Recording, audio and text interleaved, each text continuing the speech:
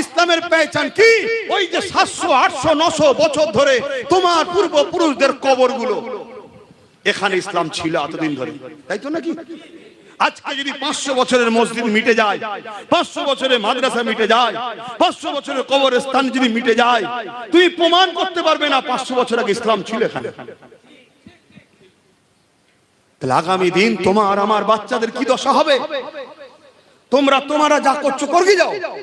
তোমরা গরিবকে দেবে না, নিজেরা লুটে পুটে খাবে, গরিব আর তোমরা বুঝে লেগে যাও। আমি ধর্ম সভায় এসে সব কিচ্ছু বলতে যাব না, কিন্তু তোমরা যখন রাজ ক্ষমতা দিয়ে আমার ধর্মের উপরে আঘাত দেবে, একজন ধর্মগুরু হিসাবে, ধর্ম প্রচারক হিসাবে, ধর্মের গুরু ঘরের সন্তান হিসাবে আমার ইমানি দায়িত্ব জাতিকে জাগানো যে ইসলামের দুশ্মনের সাথ দেওয়া হারাম। সে প্রকাশ্য দুশ্মন হোক আর ছদ্মবেশী দুশ্মন হোক, কিন্তু রসুল বলেছেন প্রকাশ্য দুশ্মনের থেকে ছদ্মবেশী দুশ্মন বেশি ভয়ঙ্কর।